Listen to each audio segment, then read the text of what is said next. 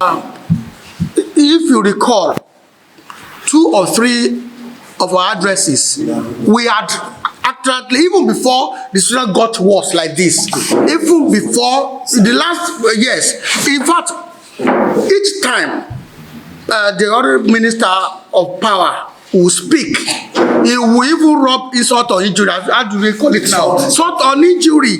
First, he will talk about ban this and that. Your duty is to make electricity available to Nigerians.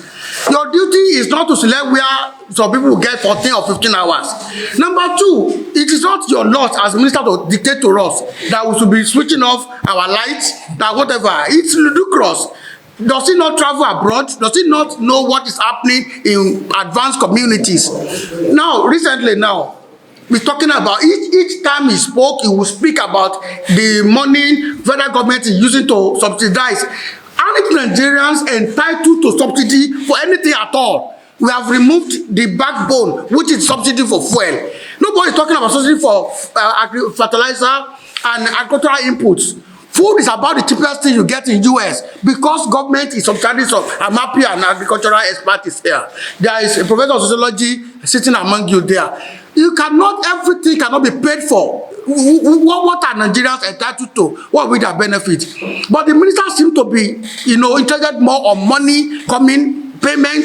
If payment is made and it commensurate with the service, fine and good. But we don't have light. When they bring, they will still bring humongous bill. So if that is your question, we have asked. Not even now. We have asked for his sack long ago, and we are still reiterating it now. Because that sector is so critical to the development of the Nigerian economy.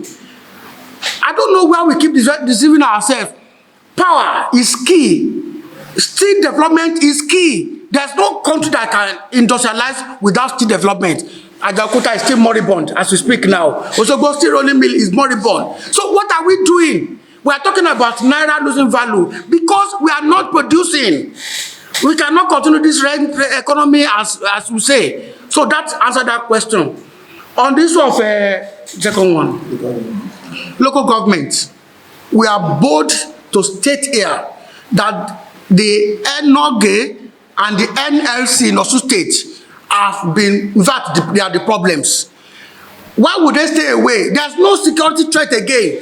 Go to that. I will drive past Ibokun on my way to Oyekiti now. The kind of armored tank in front of Ibokun local government is enough for Aso Rock. So there's no excuse to say there's no security for anybody again.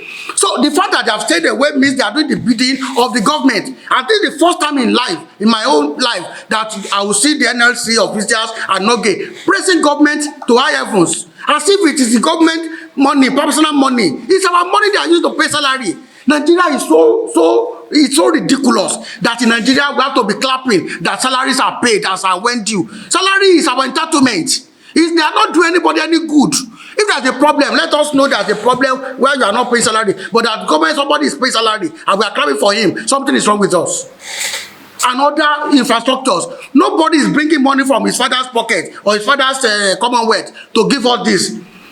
There are people who are doing, even those who are giving us, what do you call it? Like philanthropy something, like Bill Gates.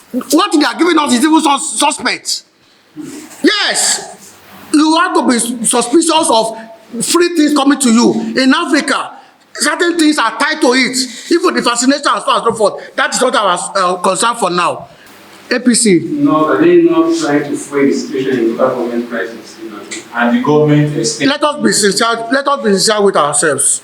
APC has declared that its candidates have been returned. It is not APC's insistence. The Court of Appeal has declared that those ones will still be returned. If PDP is not satisfied, we have said it here in our last address, or the 2 addresses past, that if the PDP is not, we don't encourage self-help. We don't encourage violence. If PDP government in Osun State is not satisfied, it has the right, a duty to go back to court. You can go back to the same Court of Appeal. As a lawyer can tell you, you can ask for clarification of that judgment. Or you can go to a higher court to get, to appeal. None of this has happened. So why are we still in this quagmire? That is the position there. That said, the issue of JAMB, let me start from there. You see, it's unfortunate that in Nigeria, because of the dearth of quality human beings, leaders in places, Professor Ishaq Oloyede is being made a hero.